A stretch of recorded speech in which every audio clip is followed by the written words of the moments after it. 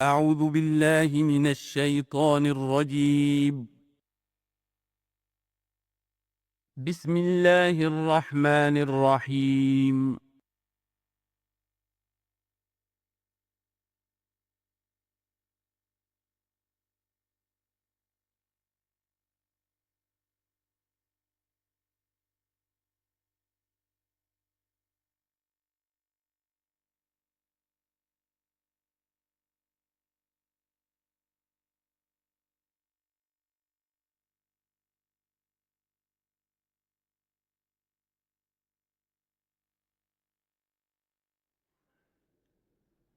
اما بعد فاعوذ باللہ من الشیطان الرجیم بسم اللہ الرحمن الرحیم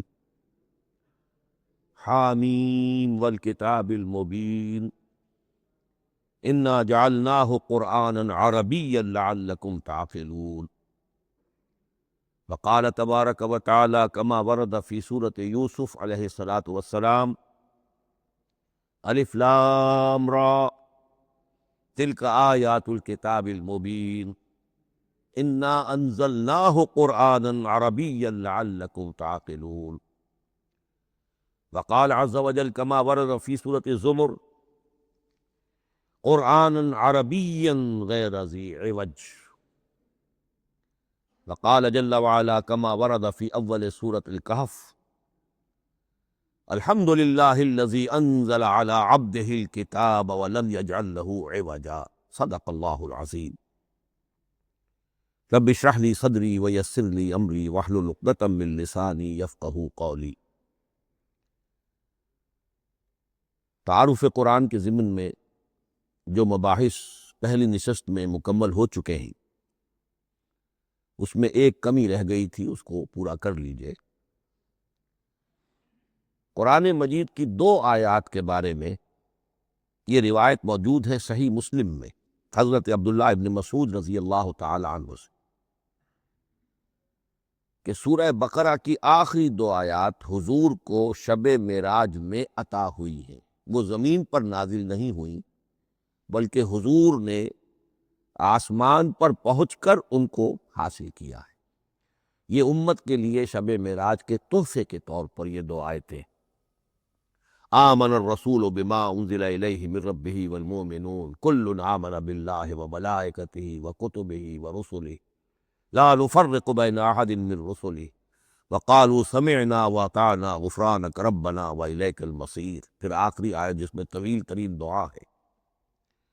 یہ 2 آیات جو ہے مستثنیٰ کر لیجئے تو باقی جو ہے قرآن مجید وہ پھر پورا حجاز میں زمین پر نازل ہوا ہے محمد رسول اللہ صلی اللہ علیہ وسلم کے قلب مبارک پر۔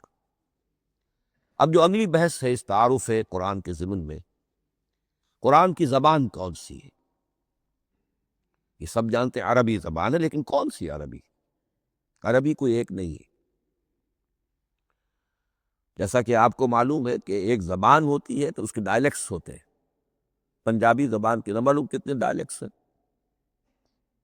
بنگلہ زبان کے نہ معلوم کتنے ڈائلیکٹس ہیں، پشتو کے کتنے ڈائلیکٹس ہیں۔ عربی زبان کے اس وقت پورے عالم عرب کے اعتبار سے تو دیکھیے تو ہر ملک کا جو ہے اپنا لہجہ ہے اور ان کے اپنے انداز ہے۔ تو خود نزول قرآن کے وقت بھی پورے جزیرہ نمائے عرب میں کوئی ایک زبان نہیں تھی، زبان ایک تھی لیکن اس کے لہجے مختلف تھے، الفاظ مختلف تھے۔ تو یہ جان لیجئے کہ قرآن نازل ہوا ہے حجاز کے بادیہ نشینوں کی زبان۔ وہ اصل عربی زبان حجازی قوم سمجھتی تھی، شہری زبان نہیں، دیہاتی زبان، یعنی کہ شہروں میں دوسرے ملکوں کے لوگ آتے جاتے رہتے تھے۔ خاص طور پر مکہ مکرمہ جو ہے وہ تو چونکہ ایک بہت بڑا تجارتی مرکز تھا۔ لإلاف قریش ایلافہم رحلۃ الشتاء والصیف فلیعبدوا رب ھذا البیت۔ ان کے قافلے جاتے تھے، آتے تھے، دوسرے تاجر بھی آتے تھے، تو ظاہر بات ہے کہ شہروں کے اندر تو پھر زبان جو ہے وہ مکسڈ ہو جاتی، خالص نہیں رہتی۔ یہی وجہ ہے کہ قریش کے جو شریف گھرانے تھے، اونچے گھرانے تھے، وہ اپنے بچوں کو صحرا میں بھیج دیتے تھے کہ ان کی پرورش وہاں ہو، وہاں وہ خالص عربی زبان سیکھیں، ان کی زبان جو ہے پولیوٹڈ نہ ہو۔ تو بادیہ نشین حجاز کے، نجد کے نہیں، حجاز کے بادیہ نشین، ان کی زبان میں قرآن نازل ہوا ہے۔ یہ آیتیں اس سے پہلے بھی سامنے آ چکی ہیں سورہ زخرف کی، انا جعلناہ قرآنا عربیا لعلکم تعقلون، ہم نے اس اپنے کلام قدیم کو عربی زبان کا جامہ پہنایا ہے۔ انا انزلناہ قرآنا عربیا، یہ سورہ یوسف کی آیات، ہم نے اتارا ہے اسے قرآن عربی بنا کر، قرآنا عربیا لعلکم تعقلون۔ سورہ زمر میں قرآنا عربیا غیر ذی عوج، یہ عربی مبین میں ہے، صاف ستھری دھلی ہوئی عربی زبان جس میں کہیں کوئی ٹیڑھ نہیں ہے، کوئی ایچ پیچ نہیں ہے۔ اور یہی پھر سورہ کہف میں جو ایک ترانہ حمد اللہ نے ہمیں سکھایا ہے کہ میرے اس انعام عظیم پر میرا شکر ادا کیا کرو، تو کن الفاظ میں الحمدللہ الذی انزل علی عبدہ الکتاب ولم یجعل لہ عوجا۔ تو یہ عربی مبین جو ہے اگرچہ اصلاً ہے بادیہ نشین حجاز کے، البتہ یہ کہ عرب کے دوسرے قبائل کے بھی ان کی زبانوں کے بعض الفاظ اس میں آئے گے۔ اس سے آگے بڑھ کر یہ کہ بعض معرب الفاظ بھی ہیں، ہندی زبان کا کوئی لفظ اس نے عربی کا جامہ پہن لیا، فارسی زبان کا کوئی لفظ اس نے عربی کا جامہ وہ بھی قرآن میں بعض ہیں، استثناءات ہیں یہ، جیسے سنگ گل، یہ فارسی زبان کا لفظ ہے، سنگ گل، وہ سجیل بن کر قرآن مجید میں آ گیا ہے، حجارت من سجیل، یہ جو الم تر کیف فعل ربک باصحاب الفیل سورہ فیل میں ہے، سنگ گل کا سجیل بنا۔ اس طرح کے کچھ اور الفاظ بھی ہیں، لیکن یہ سمجھیے کہ ایکسیپشنز پروو دی رول، یہ استثناءات ہیں، قاعدہ اپنی جگہ پر قائم رہے گا کہ یہ حجاز کے بدوؤں بادیہ نشینوں کی جو زبان تھی اس میں قرآن نازل ہوا ہے۔ اس قرآن کے بارے میں، اس کی زبان کے بارے میں جو چند پہلو سامنے رہنے چاہیے، فصاحت اور بلاغت کی معراج، یہ میں بعد میں قرآن کے وجوہ اعجاز پر جب بحث کروں گا کہ یہ کس کس اعتبار سے معجزہ ہے، تو وہاں زیادہ تفصیل سے یہ بات آئے گی کہ عربی زبان کی فصاحت اور بلاغت کی معراج ہے۔ آپ کو معلوم ہے کہ آج بھی دنیا میں یہودی بھی ہیں جن کی مادری زبان عربی ہے، عیسائی بے شمار ہیں جن کی مادری زبان عربی ہے، ان کے ہاں بھی عربی ادب کی چوٹی کی کتاب جو پڑھائی جاتی ہے وہ قرآن ہے، یہ انہیں ماننا پڑتا ہے کہ عربی ادب کی جو آخری کتاب ہے، چوٹی کی کتاب ہے، وہ یہی ہے۔ یہودی بھی پڑھائیں گے، جیسے آپ انگریزی زبان پڑھنی ہے سمجھنی تو شیکسپیئر کے بغیر آپ کیسے سمجھیں گے، اب وہ تو ایک سٹینڈرڈ ہے۔ اسی طریقے سے یوں سمجھیے کہ عربی زبان عربی ہونے کے اعتبار سے کلام اللہ ہونا اس پر ان کا ایمان نہیں ہے، لیکن یہ کہ عربی زبان کے اعتبار سے اس کی فصاحت اور بلاغت کا لوہا وہ مانتے ہیں۔ پھر اس میں خاص ملکوتی غنا ہے، ڈیوائن میوزک، صوتی آہنگ ہے، عذوبت ہے، مٹھاس ہے۔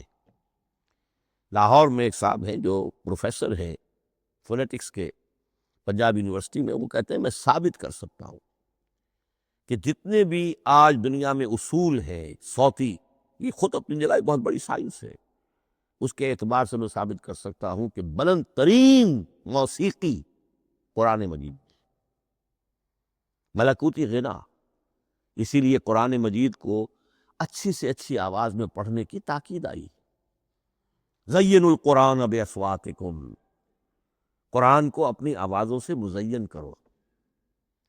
اسی طریقے سے من لم یتغن بالقرآن فلیس منا، جو قرآن مجید کو اچھی سے اچھے طریقے پر پڑھنے کی کوشش نہیں کرتا وہ ہم میں سے نہیں ہے۔ اسی طرح کے واقعات بھی ہوئے ہیں۔ حضرت ابو موسیٰ اشعری رضی اللہ تعالی عنہ، وہ بہت خوش الحان تھے، تو ایک روز حضور سفر رات کے وقت کہیں گشت پر تھے، جا رہے تھے ان کے مکان کے قریب سے، تو وہ اس وقت رات کی نماز میں قرآن پڑھ رہے تھے، تو حضور وہاں کافی دیر تک کھڑے ہو کر سنتے رہے۔ ظاہر بات ہے کہ اس وقت کے مکان کیا ہوتے تھے، ایک ایک حجرہ ہوتا تھا، یہ کوئی کئی کنال کی کوٹھیاں تو نہیں ہوتی تھی کہ کیا پتہ چلے ان کے اندر کیا ہو رہا ہے۔ وہ تو حضرت ابو بکر کے مکان کے پاس سے گزرتے تھے تو ان کی تلاوت سنتے تھے، حضرت عمر کے مکان کے قریب سے گزرے ان کی تلاوت سنی، حضرت عمر بلند آواز میں پڑھتے تھے، حضرت ابو بکر بڑی پست آواز میں پڑھتے تھے۔ حضور نے پوچھا کہ تم ایسا کیوں کرتے ہو؟ حضرت عمر نے کہا میں اس لیے کرتا ہوں، زور سے پڑھتا ہوں کہ شیطان بھاگ جائے۔ حضرت ابوبکر نے عرض کیا کہ میں اس لیے پڑھتا ہوں کہ جس کو میں سنا رہا ہوں وہ سنتا ہے، اس کو بلند آواز کی ضرورت نہیں۔ حضور نے کہا کہ ابوبکر تم ذرا اونچی کر لو آواز، اور عمر تم ذرا پست کر لو، ایوریج میں لے آؤ۔ تو بہرحال یہ معاملہ حضور کا صحابہ کے ساتھ ہوتا تھا۔ تو ابو موسیٰ اشعری رضی اللہ تعالیٰ عنہ کی جب قرات آپ نے سنی تو اگلے روز جب ملاقات ہوئی فجر میں، تو آپ نے تحسین فرمائی ان الفاظ میں، یا ابا موسیٰ انک قد اوتیت مزمارا من مزامیر آل داود۔ اے ابو موسیٰ تمہیں تو اللہ نے آل داود کے سازوں میں سے ایک ساز عطا کیا ہے، یعنی حضرت داود کے گلے میں جو ساز تھا، خوش الحانی تھی، ان کی آواز نہایت خوبصورت تھی۔ تو اسی طریقے سے اب وہاں کوئی مزمار سے مراد وہ نہیں ہے آلات موسیقی نہیں، گلے میں جو اللہ تعالیٰ نے رکھا ہے۔ تو انک قد اوتیت مزمارا من مزامیر آل داود۔ ایک آخری بات یہ نوٹ کیجئے کہ قرآن مجید کا عظیم ترین احسان ہے عربی زبان پر۔ یہ یوں سمجھیے کہ ایک ستون کی طرح اس زبان کو ٹھہرا دیا ہے، اس کو سٹیبل کیا ہے قرآن مجید۔ آج بھی پوری دنیا میں جسے عرب کہتے ہیں فصیح زبان، لغہ فصحی، وہ ایک ہے، وہ قرآن ہی کی ہے۔ زبانیں بدلتی رہتی ہیں۔ اردو 300 سال پہلے کی دکن میں جب شروع ہوئی، وہ آج آپ پڑھ بھی نہیں سکیں گے وہ کیا اردو تھی ولی دکنی کی۔ پھر وہ کیا اس نے روپ بدلے ہیں، اب وہ اردو کس شکل میں ہے، فارسی کن کن شکلوں میں رہی ہے، مختلف انگریزی کتنی شکلیں بدل گئی ہیں، لیکن عربی قائم ہے۔ اس کے لیے جیسے کہ قرآن مجید میں آتا ہے کہ ہم نے پہاڑ زمین میں گاڑ دیے اس کو سٹیبلائز کرنے کے لیے، ان تمید بکم، تمہیں لے کر زمین ایک طرف کو جھک نہ جائے۔ تو جس طرح یہ پہاڑ جو ہے سٹیبلائزنگ ایفیکٹ رکھتے ہیں اس زمین کے لیے، اسی طریقے سے قرآن سٹیبلائزر ہے عربی زبان کا۔ اس کے اندر جو ایک ٹھہراؤ اور جماؤ پیدا کیا ہے، یہ قرآن مجید کا احسان عظیم ہے۔ تعارف قرآن کے ضمن میں اگلی گفتگو، قرآن کے اسماء و صفات۔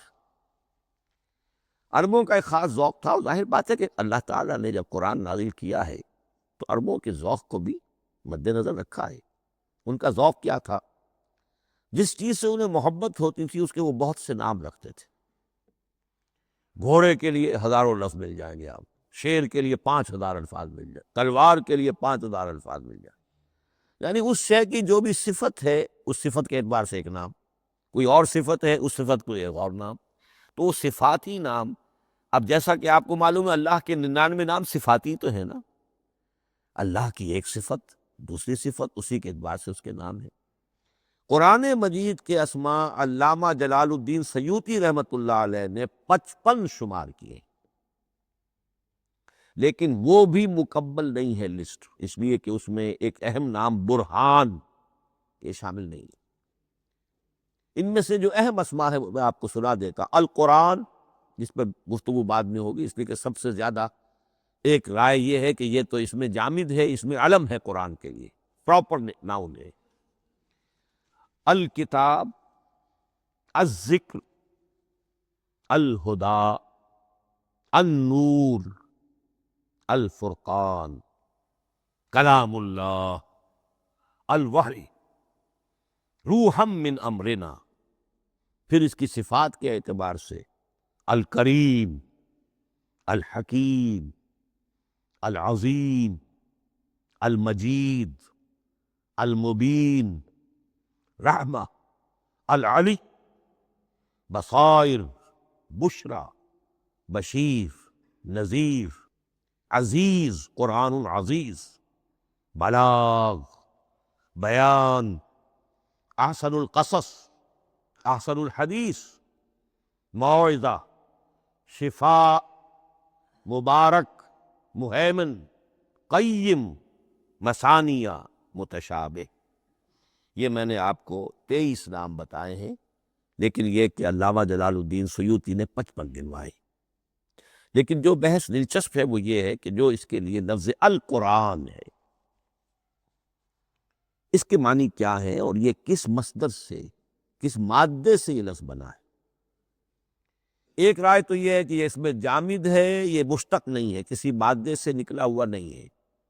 اور یہ بھی آپ نوٹ کر لیجئے، اللہ کے اسماء میں سے بھی ایک نام کو سمجھا جاتا ہے، وہ مشتق نہیں ہے، اس میں جامد ہے، اس میں علم ہے، اور وہ ہے اللہ۔ باقی سارے نام صفاتی، ایک نام، اس لیے اس میں ذات کہتے ہیں اس کو، اس میں ذات۔ لیکن یہ رائے متفق علیہ نہیں ہے، یہ کچھ لوگوں کی رائے ہے۔ ایک رائے یہ بھی ہے کہ یہ بھی اس میں علم نہیں ہے، یہ بھی مشتق ہے الہ سے۔ جیسے حکیم، یہ صفت ہے، الحکیم یہ اللہ کا نام ہو گیا۔ الہ، ایک معبود، الالہ معبود برحق، الالہ کو اللہ بن گیا، ایک رائے یہ۔ لیکن یہی اسی طریقے سے نوٹ کیجئے کہ قرآن مجید کے بارے میں بھی ایک رائے یہ ہے کہ القرآن اس میں علم ہے، پراپر ناؤن ہے، یہ جامد ہے، یہ مشتق نہیں ہے، کسی اور مادے سے نکلا نہیں۔ لیکن جو اکثریت کی رائے ہے، جس پر تقریباً اجماع ہے، وہ یہ ہے کہ نہیں، یہ اس میں جامد نہیں، اس میں مشتق ہے۔ لیکن پھر دو رائے ہیں کہ مادہ کیا ہے۔ ایک قرن، قاف را نون، اور ایک قرا، قاف را حمزہ، یہ دو مختلف مادوں کے بارے میں رائے ہے کہ قرآن ان سے نکلا ہے۔ قرن کہتے ہیں کسی چیز کا قریب ہو جانا، جڑ جانا، مل جانا۔ یہ حج کی جو 3 شکلیں ہیں، حج تمتع ہے، حج قران ہے، اور حج افراد ہے۔ قران کیا ہے؟ ایک ہی احرام میں عمرہ بھی اور حج بھی دونوں کو جمع کر لیا جائے تو یہ حج قران ہے۔ اسی سے قران الصادین کا لفظ استعمال ہوتا ہے۔ قرینہ اور قرائن جو ہے اسی سے الفاظ۔ امام فرا کی رائے یہ ہے کہ قرن سے یہ قرآن بنا ہے، اس لیے کہ اس میں بھی اللہ تعالیٰ کی آیات جمع ہو گئی۔ اسی طرح قرأ، قاف را اور حمزہ، اس قرات کا مصدر بھی بن جاتا ہے، جیسے رجحان، را جیم ہے، رجح سے رجحان، غفران، غفرانک ربنا، پروردگار ہم تیری مغفرت کے خواستگار ہیں۔ اسی طرح قرآن قرأ سے بنا ہے۔ مفعول جو ہے وہ مصدر کے معنی میں آ جاتا ہے، یعنی پڑھی جانے والی شے۔ اور ایک قرأ آتا ہے عربی زبان میں، قرأت الماء فی الحوض، میں نے پانی جمع کر لیا حوض کے اندر۔ بارش ہوئی، میں نے کچھ پانی حوض میں جمع کر لیا، قرأت الماء فی الحوض۔ اسی سے قریہ کا لفظ بنا، قریہ بستی کو کہتے ہیں جہاں لوگ جمع ہو کر رہتے ہیں، قریہ۔ تو اس معنی میں یہ قرآن جو ہے یہ جمع ہے اللہ تعالیٰ کی اسماء صفات اور اللہ کی ذات جو ہے اور اس کی آیات کا جامع ہے۔ یہ ہے لفظ قرآن کی بحث۔ اگلی بحث اور بڑی اہم ہے اور دلچسپ ہے، قرآن کا اسلوب کلام کس کیٹیگری میں فال کرتا ہے؟ قرآن کیا ہے؟ ایک شے کی تو سختی سے نفی کی اللہ نے، یہ شعر نہیں ہے۔ وَمَا عَلَّمْنَاهُ الشِّعْرَ وَمَا يَنبَغِي لَهُ، سورہ یاسین۔ ہم نے شعر تو انہیں سکھایا ہی نہیں، محمد الرسول اللہ صلی اللہ علیہ وسلم، اور وہ شعر ان کے شایان شان بھی نہیں۔ شاعروں کے بارے میں سورہ شعراء میں چونکہ بالعموم شاعروں کے بارے میں جو بات کہی گئی ہے، وَالشُّعَرَاءُ يَتَّبِعُهُمُ الْغَاوُونَ أَلَمْ تَرَ أَنَّهُمْ فِي كُلِّ وَادٍ يَهِيمُونَ إِنَّهُمْ يَقُولُونَ مَا لَا يَفْعَلُونَ إِلَّا الَّذِينَ آمَنُوا۔ استثناء تو ہے کہ اچھے لوگ بھی ہوتے ہیں، لیکن اکثر و بیشتر شعراء کا معاملہ یہی ہے، ان کی پیروی کرتے ہیں وہی لوگ کہ جو حد سے گزرنے والے ہوتے ہیں، لاؤبالیانہ انداز والے لوگ، غیر سنجیدہ لوگ پیروی کرتے ہیں۔ خود وہ بھی زمین و آسمان کے قلابے ملاتے ہیں، کبھی ادھر کی بات کبھی ادھر کی بات۔ اور تیسری بات یہ کہ عام طور پر جو کہتے ہیں وہ کرتے نہیں، انہم یقولون ما لا یفعلون۔ تو یہ شعر کی تو نفی کی گئی ہے قرآن مجید، جیسا کہ میں نے آپ کو سنایا تھا سورہ حاقہ کی آیات، انہ لقول رسول کریم وما هو بقول شاعر، یہ شاعر کا کلام نہیں۔ البتہ ایک بات نوٹ کیجئے، جسے آزاد شاعری، آزاد نظم کہا جاتا ہے، وہ میرا گمان یہ ہے، میں نے چونکہ ان چیزوں کا کوئی تحقیقی مطالعہ نہیں کیا ہے، کہ شاید وہ ہے ہی قرآن سے ماخوذ آزاد شاعری۔ اس میں وزن نہیں ہوتا، ردم ہوتا ہے۔ آزاد شاعری کے اندر ایک ردم ہوتا ہے، وزن نہیں ہے، ایک مصرع اتنا ہوا، ایک بڑا لمبا چوڑا، لیکن ردم رہے گا۔ یہ جو آزاد شاعری بلینک ورس جس کو آپ کہتے ہیں، میرا گمان یہ ہے کہ شاید دنیا میں اس کا رواج قرآن کے بعد ہی ہوا ہو، اور قرآن مجید ہی کی نقالی میں یہ صنف جو ہے ادب کی وہ ایجاد کی گئی ہو۔ واللہ عالم، میں یہ بات دعوے سے نہیں کہہ سکتا، گمان ہے میرا۔ البتہ یہ کہ اب جس سے آگے چلیے، شعر نہیں ہے، نثر ہے، لیکن نثر کے اعتبار سے بھی کون سی کیٹیگری میں آئے گی؟ کیا یہ کتاب عام معنی میں جسے ہم کتاب کہتے ہیں وہ کتاب ہے؟ ایک تو وہ بات تھی نا جو اقبال کے حوالے سے میں نے آپ سے کہی، کتابیں نیست چیزیں دیگر است، اس وقت وہ بات نہیں میں کہہ رہا۔ عام کتابوں سے اس کا فرق کیا ہے؟ ایک کتاب ہوتی ہے، اس میں ہر چیپٹر میں ایک بحث مکمل ہو جاتی ہے، اگلے چیپٹر میں پھر لوٹا کر آپ پہلے چیپٹر کی کوئی بات نہیں کریں گے، پھر وہ بات آگے چلے گی، ابواب ہوں گے، ابواب میں مضمون کے مطابق مضمون آگے بڑھتا چلا جائے گا۔ کتاب کا یہ لازمی وصف ہے۔ قرآن مجید اس معنی میں کتاب نہیں، اس میں قصہ آدم و ابلیس 7 جگہ آ رہا، بار بار آ رہا، سورہ بقرہ میں، سورہ اعراف میں، سورہ ہجر میں، سورہ بنی اسرائیل میں، سورہ کہف میں، پھر سورہ طٰہٰ میں، چلتے جائیے، سورہ صاد میں حضرت موسیٰ علیہ السلام کا قصہ کتنی مرتبہ آ رہا ہے۔ تو قرآن مجید اس کتاب کی کیٹیگری، اس کی ڈیفینیشن پر پورا نہیں اترتا۔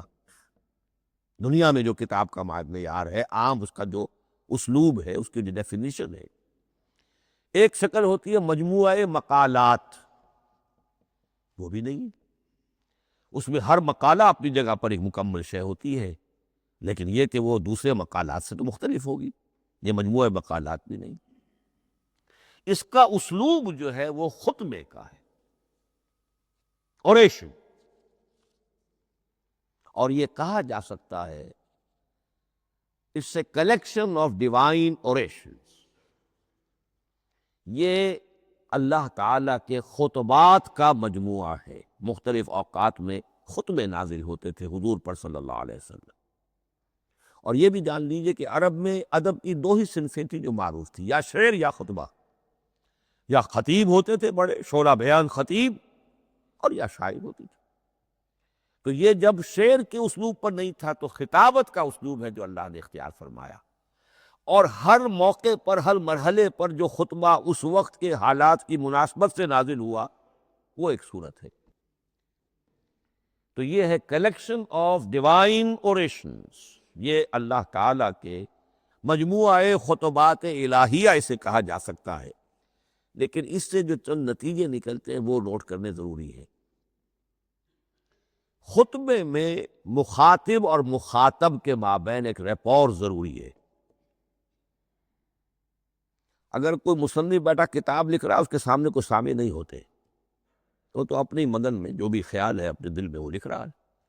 خطبے میں سامع سامنے ہوتے، اگر ان کے درمیان ریپورٹ نہ رہے، ہم آہنگی نہ رہے، تو پھر وہ خطبہ غیر مؤثر ہو جائے گا، لوگ جو ہے ان کو اونگ آنے لگے گی، وہ متوجہ ہی نہیں رہیں گے۔ تو ایک ریپورٹ، مخاطب اور مخاطب ان کے درمیان۔ دوسرے یہ کہ خطبہ کا ایک وصف لازمی یہ ہوتا ہے کہ ایک واقعاتی پس منظر ہوتا ہے پیچھے موجود۔ اب کوئی شخص ہے سیاسی تقریر کر رہا ہے، ایک خاص پس منظر موجود ہے، اس میں وہ ان چیزوں کی طرف حوالے دیتا چلا جائے گا، صرف وہ تفصیلات بیان نہیں کرے گا، اس لیے کہ وہ لوگوں کو معلوم ہے آج کے دور کا ایک واقعہ ہے، لوگوں کے علم میں ہے، لیکن کتاب میں آپ لکھیں گے تو پھر وہ پورا واقعہ بھی بیان کرنا پڑے گا آپ کو کہ یہ کب ہوا، کیسے ہوا، جس کا میں حوالہ دے رہا ہوں۔ لیکن خطبے کے اندر بس پس منظر جو ہے وہ موجود ہے، اور اس کے حوالے سے صرف جو اشارات اس کی طرف ہو جائیں گے۔ نمبر 3 یہ ہے کہ خطبے میں تحویل خطاب بہت ہوتا ہے۔ تحویل خطاب سے کیا مراد ہے؟ ابھی خطیب آپ سے بات کر رہا ہے، آپ سے مخاطب ہے، اور کسی وقت وہ فلاں کو جو یہاں موجود بھی نہیں ہے، وہ نواز شریف صاحب کو خطاب کرنا شروع کر دے گا. بھائی نواز شریف تو یہاں نہیں ہے، لیکن خطاب انداز وہ تو تقریر مقرر ہے، سیاسی تقریر کر رہا ہے، نواز شریف کو چیلنج کر رہا ہے. نواز شریف یہ کر دو گے تو ہم یہ کر دیں گے، اور نواز شریف یہ تم غلط کر رہے ہو، یا بے نظیر تمہارا یہ معاملہ. ہاں بے نظیر تو وہاں موجود نہیں. صدر ایوب صاحب کو جو بھی گالیاں دی جاتی تھی تقریروں کے اندر، وہ خود تو وہاں موجود نہیں ہوتے تھے. تو اس میں تحویل خطاب نوٹ کرنا پڑتا ہے، ابھی کس سے بات ہو رہی تھی، ابھی کس سے بات ہو رہی ہے. قرآن مجید میں آپ دیکھیں گے ایک آیت میں حضور سے خطاب ہے، اگلی آیت میں کفار سے خطاب ہے، اس سے اگلی آیت میں اہل ایمان سے خطاب ہے. تو تحویل خطاب جو ہوتا ہے اس کے حوالے سے نوٹ کرنا پڑتا ہے کہ اس وقت اس آیت کا جو رخ ہے کدھر ہے، اس میں کس کو خطاب کیا جا رہا ہے. چوتھی بات یہ ہے کہ خطبے میں صرف عقل سے اپیل نہیں کی جاتی، جذبات سے بھی اپیل ہوتی. اسی لیے خطابی انداز کہلاتا ہے. خطابی انداز میں لوگوں کے جذبات سے بھی اپیل کی جاتی. جبکہ آپ ایک مقالہ لکھ رہے ہوں گے، اس میں جذبات کی بات نہیں آئے گی، ٹھنڈی ٹھنڈی عقلی باتیں، منطقی باتیں، دلیل صغرا کبرا جوڑیے، نتیجہ نکالیے، وہ لوگوں کے سامنے رکھیے. تصنیف ہے. لیکن خطبے کے اندر صرف عقل نہیں، جذبات سے بھی اپیل ہوتی ہے. اب یہ سارے اوصاف میں جو بیان کر رہا ہوں یہ سب قرآن مجید میں بتمام و کمال بدرجہ اتم موجود ہیں.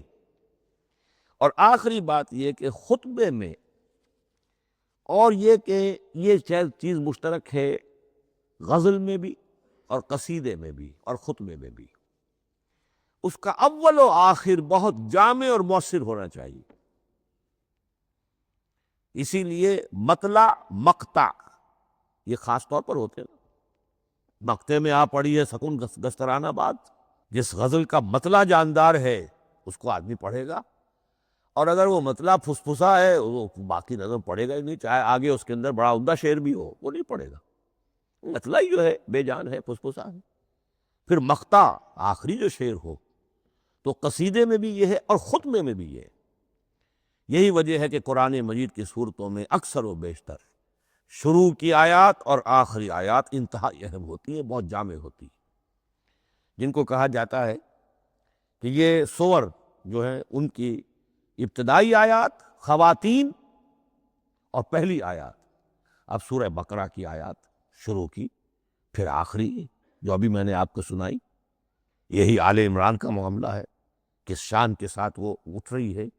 یہی سورہ حج کا ہر جگہ پر آپ دیکھیں گے ابتدائی جو ہے خطیب اگر ایسی بات، ایسا انداز اختیار کرے کہ اپنے سامعین کی توجہ کو اپنی طرف مبذول کرا دے، اگر شروع کا انداز ایسا نہیں ہے تو وہ بات آگے بڑھے گی نہیں. آخری بات یہ کہ خطبے میں ہمیشہ یہ ہوگا کہ ایک مین سپیکر جو ہے اس کی ایک بات سامنے ہے کہ میں نے یہ بات اپنے سامعین کے ذہن میں بٹھانی ہے، لیکن دائیں بائیں کی باتیں کرے گا. کوئی قصہ بھی سنائے گا، کوئی شعر پڑھے گا، کوئی اور کوئی لطیفہ بھی سنائے گا. ہمارے ہاں کے جو بہترین خطیب جو ہوتے تھے وہ احراری حضرات جو ہے بہترین خطیب ہوتے تھے. اور آپ نے سنا مولانا عطا اللہ شاہ بخاری رحمۃ اللہ علیہ، ان کی تقریریں 6 گھنٹے تک لوگ سنتے تھے. وہ کبھی رلا بھی رہے ہیں، کبھی ہنسا بھی رہے ہیں. عام آدمی تنقید بھی کرے گا کہ یہ کیا ادھر ادھر کی باتیں کر رہے ہیں، لیکن وہ پھر جب آخری تقریر ہوتی تھی تو جب تقریر ختم ہوتی تھی، جو بات وہ ذہن میں بٹھانا چاہتے تھے، دل میں اتارنا چاہتے تھے، وہ بیٹھ چکی ہوتی تھی. باقی یہ کہ ادھر ادھر کی چیزیں جو ہیں وہ آکسیلری چیزیں ہیں وہ رہتی ہیں. یہ ہیں 6 اوصاف خطبات کے، اور قرآن مجید کے اندر بھی یہ اوصاف کم و بیش موجود ہیں. قرآن کا اسلوب خطبے کا ہے. اب اگلی بحث پر آئیے، قرآن مجید کی ترکیب اور تقسیم،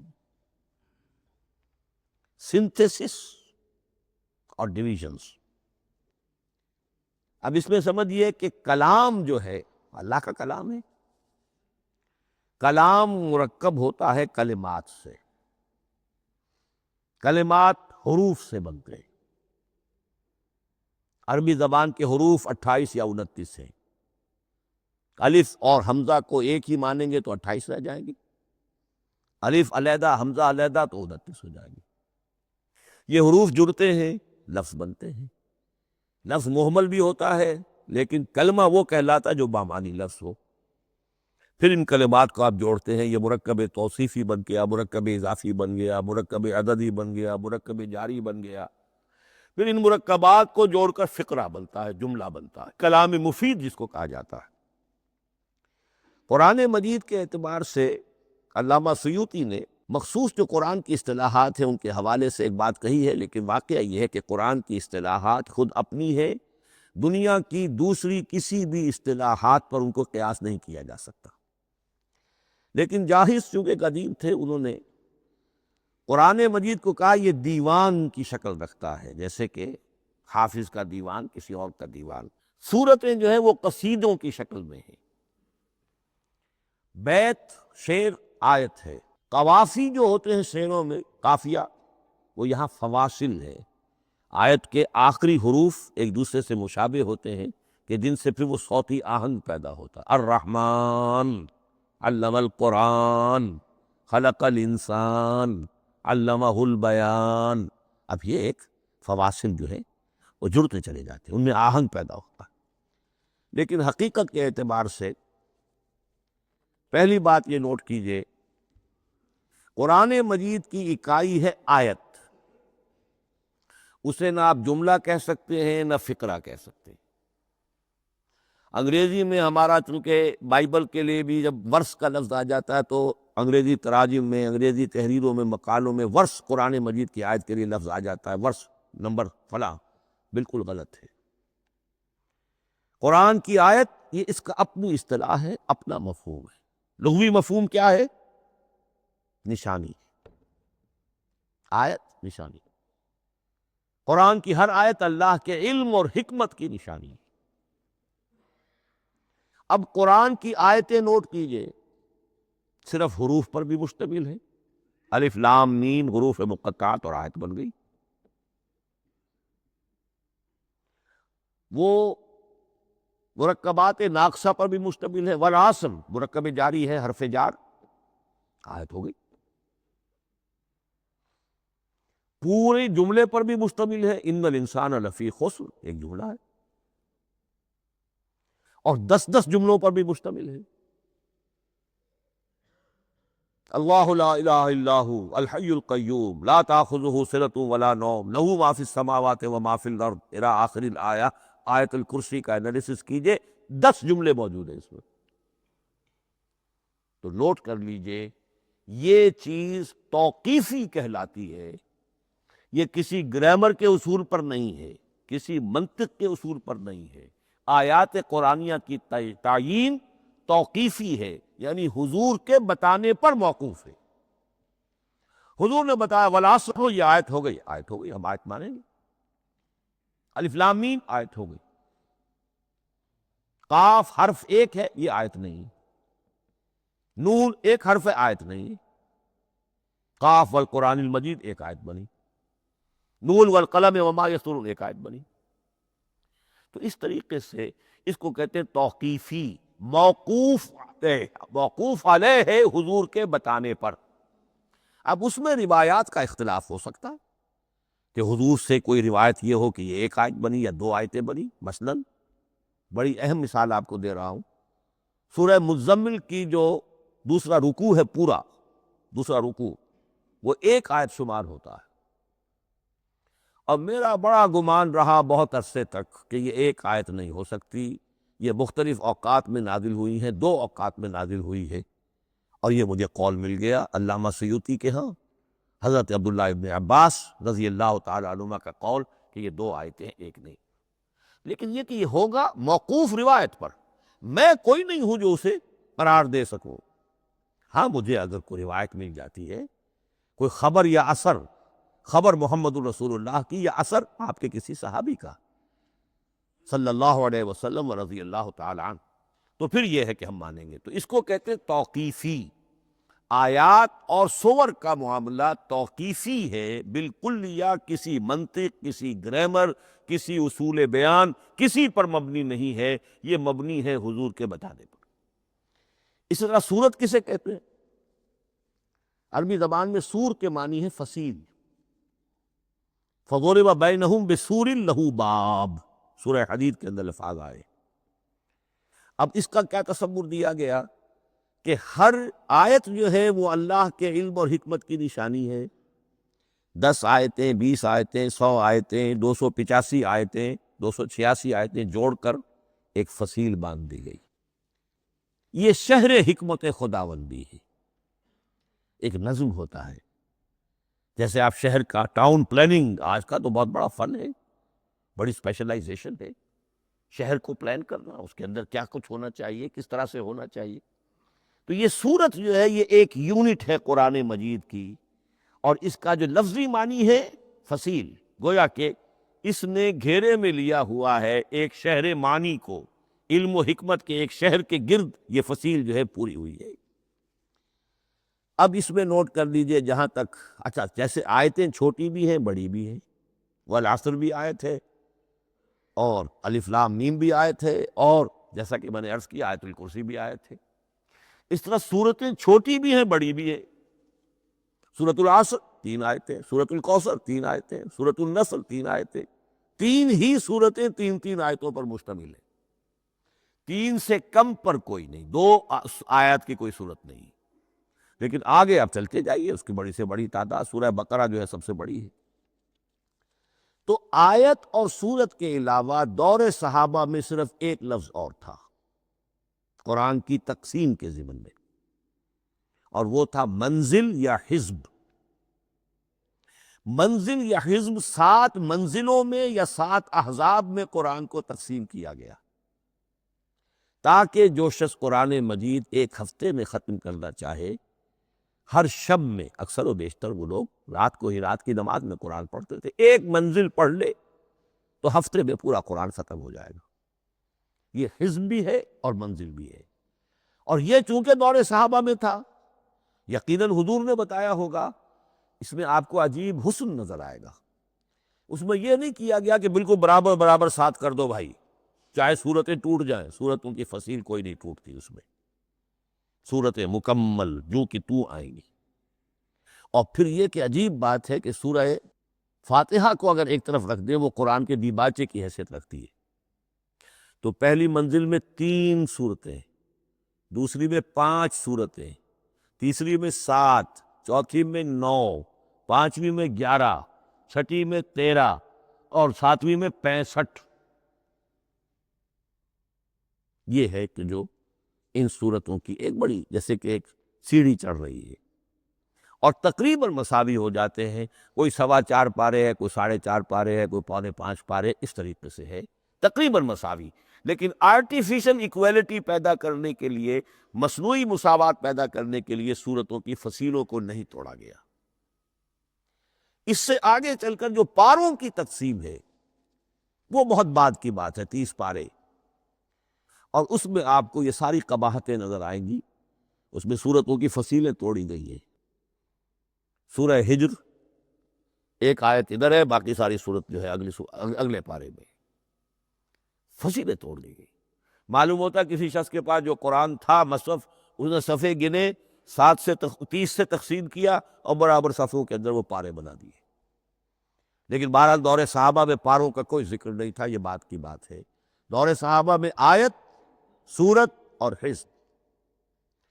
اسی طریقے سے طویل سورتوں کو جو رکوعوں میں تقسیم کیا گیا، یہ بھی بات کی بات ہے۔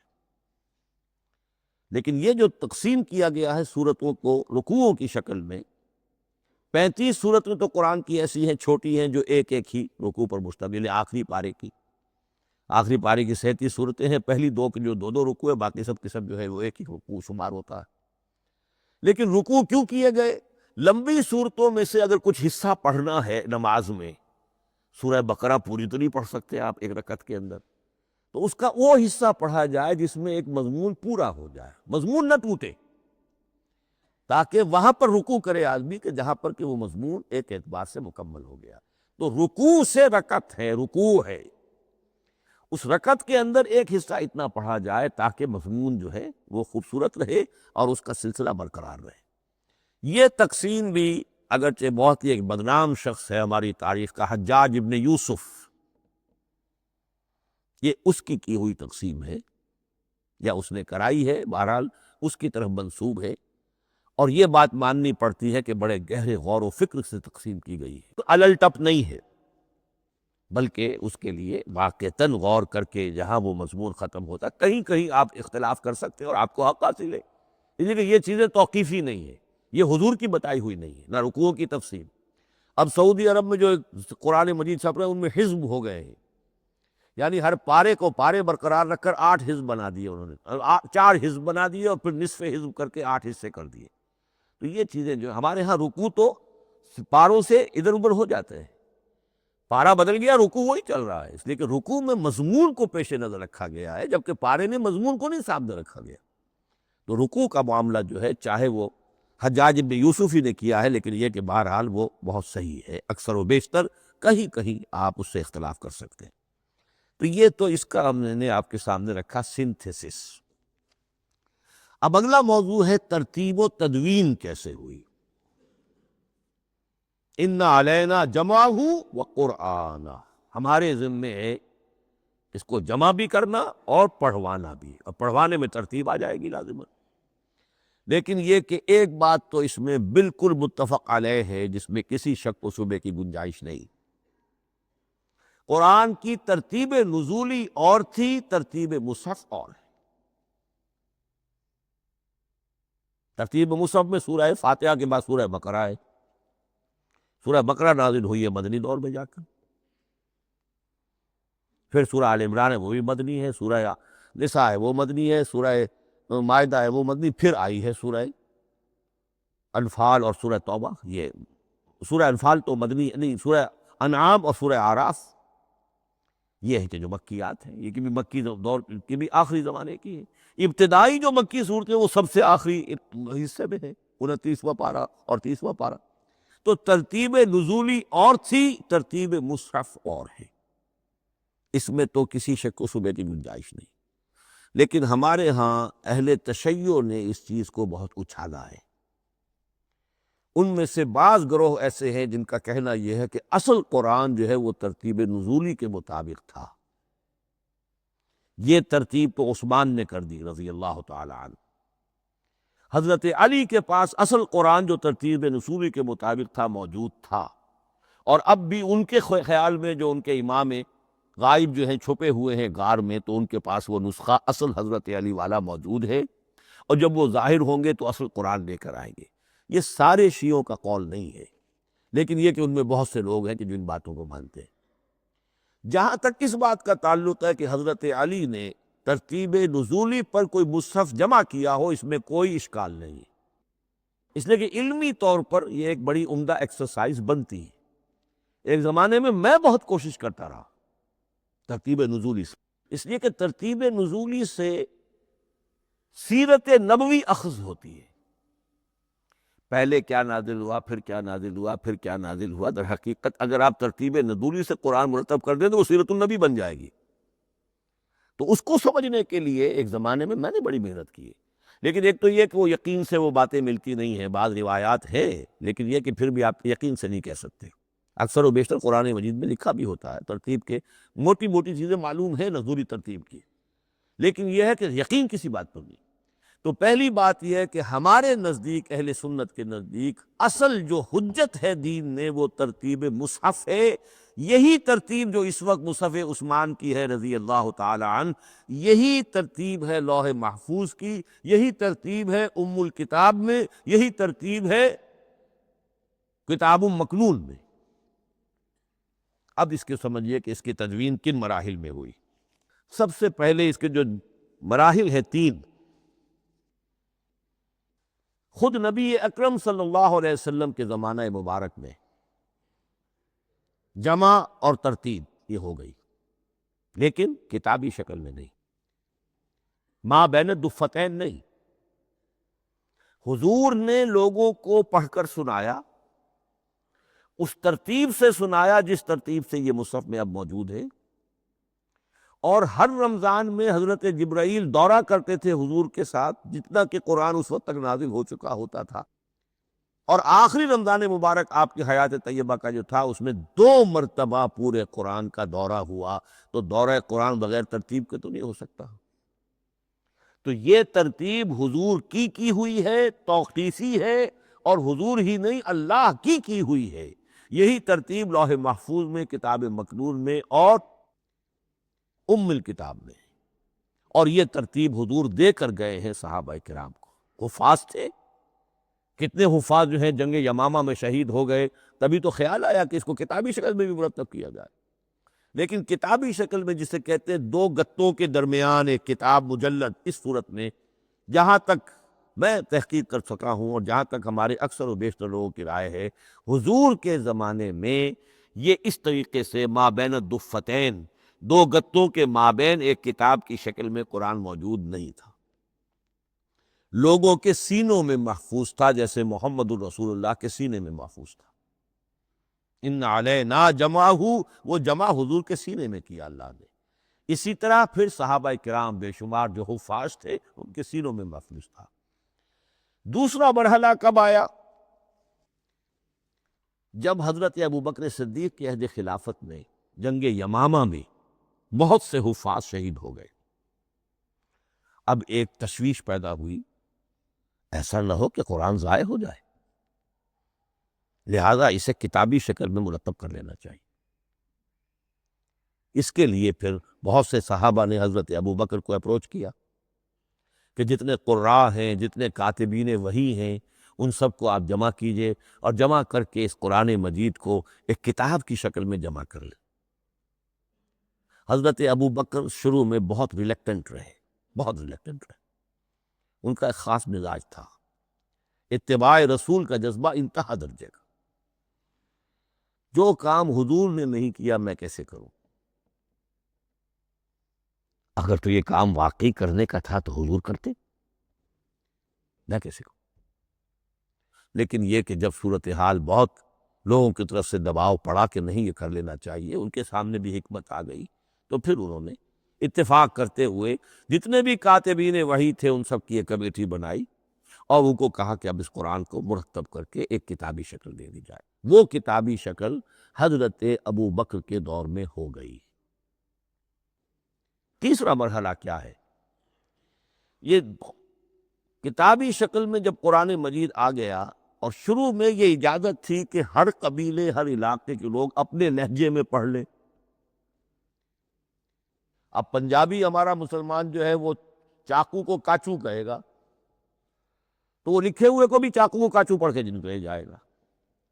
تو مختلف لہجوں میں ہونے سے وہ ان کا جو ہے قرآن مجید بدل رہا تھا، کوئی کسی طرح پڑھ رہا ہے، کوئی کسی طرح پڑھ رہا ہے۔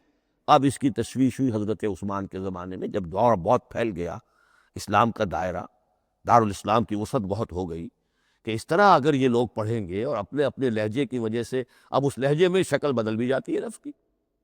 کاچو کو کاف الف چے واو لکھنا شروع کر دیں گے پھر کہ کاچو سنا ہم نے، تو چاقو تو سنا ہی نہیں۔ تو ایک نقشہ ہے چاقو لکھ رہا ہے اور ایک کاچو لکھ رہا ہے، تو چاقو اور کاچو میں فرق ہو گیا۔ لہذا اس وقت پھر جو کام کیا گیا وہ یہ کہ ایک ہی رسم تحریر، رسم کتابت، رسم الخط میں قرآن مجید کے نسخے تیار کیے گئے۔ اصل میں ایک بہت بڑا مغالطہ ہو جاتا ہے ہمارے جمعوں کے خطبوں میں، حضرت عثمان رضی اللہ تعالیٰ عنہ کے نام نامی کے ساتھ وہ قوافی جو ہیں ان کی مناسبت سے جامع آیات القرآن عثمان ابن عفان رضی اللہ تعالیٰ عنہ، غالب علی کل غالب علی ابن ابی طالب رضی اللہ تعالیٰ۔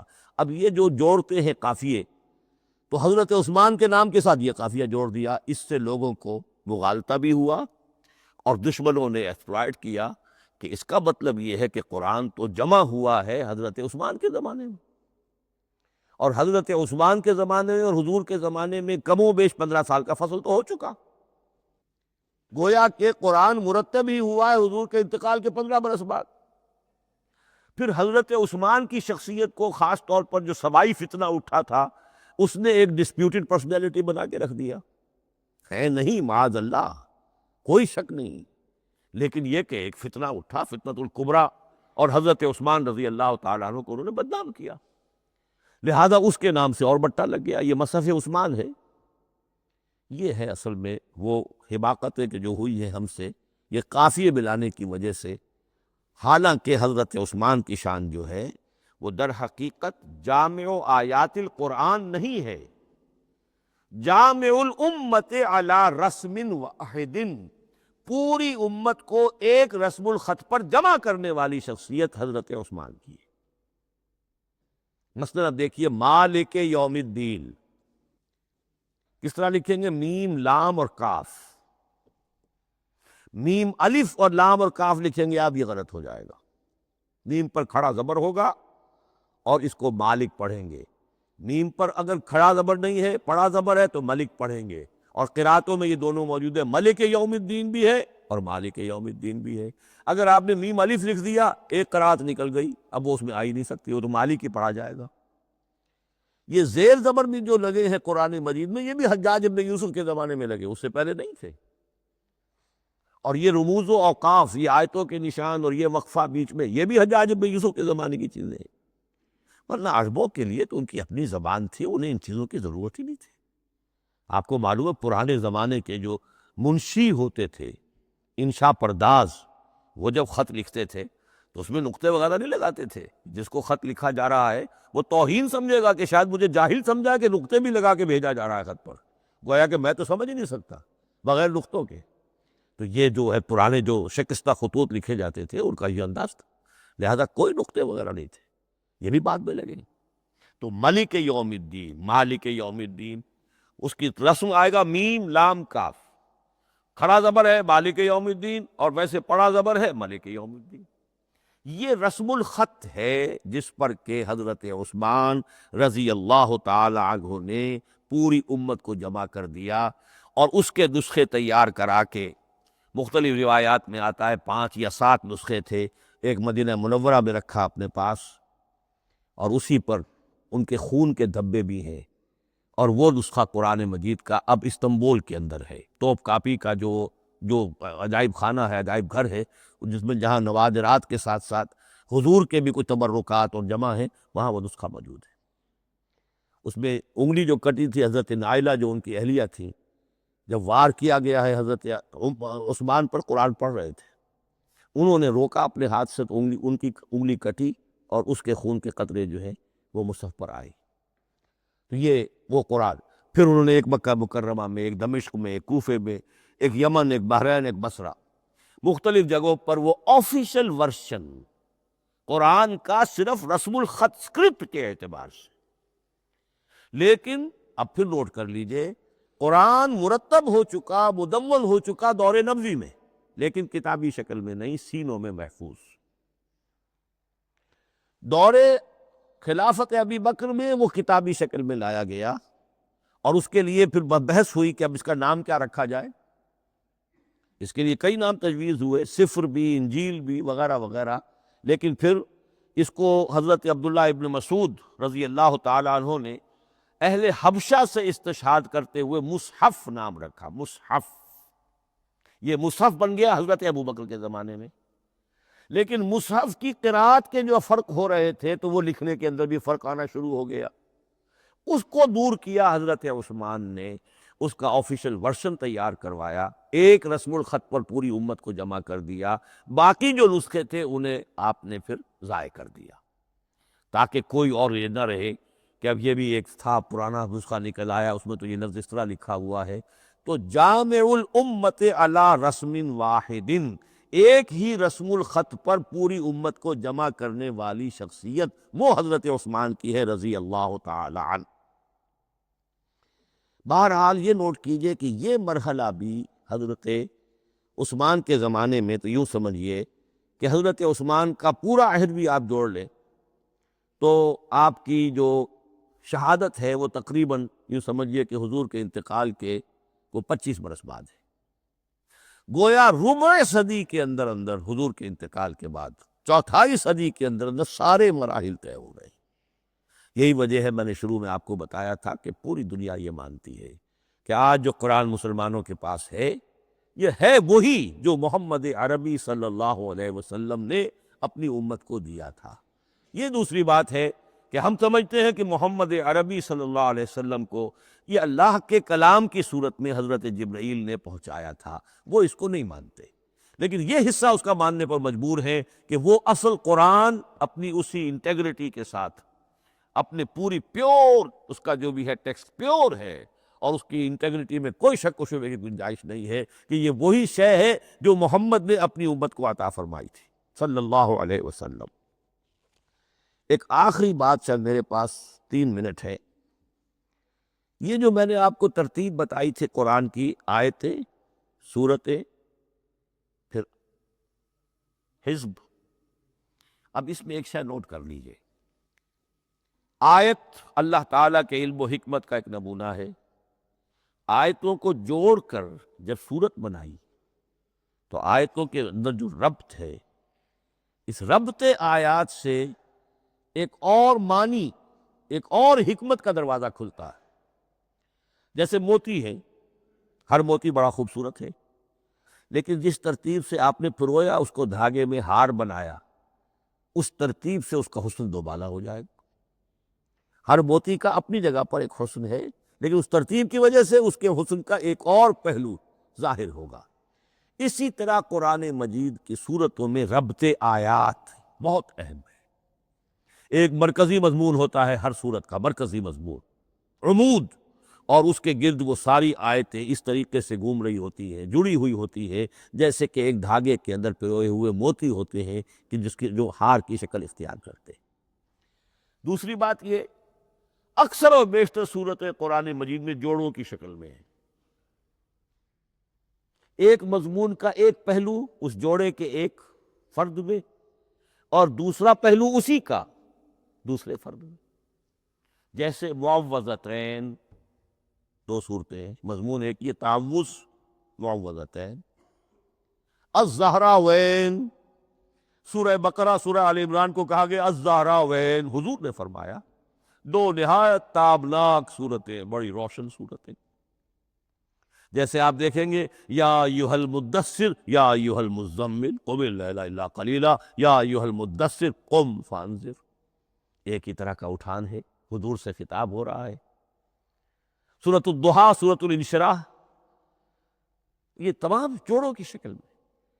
اسی طرح سورہ طلاق، سورہ تحریم، یا ایھا النبی اذا طلقتم النساء فطلقوہن لعدتہن یا ایھا النبی لم تحرم ما احل اللہ لک تبتغی مرضات ازواجک۔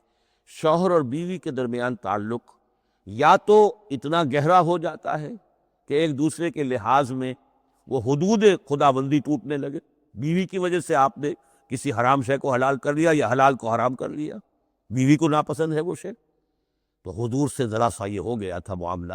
اپنی ازواج مطہرات حضرت عائشہ اور حضرت حفصہ رضی اللہ تعالیٰ عنہما، ان دونوں کی رضا جوئی کے لیے وہ خاص قسم کا شہد ہے، قسم کھا لی آپ نے کہ میں اسے استعمال نہیں کروں گا۔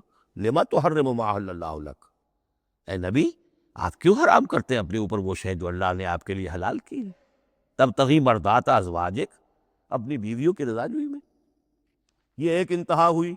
دوسری انتہا کیا ہے؟ میاں اور بیوی میں اتنا بودھ ہو جائے کہ طلاق تک نوبت آ جائے۔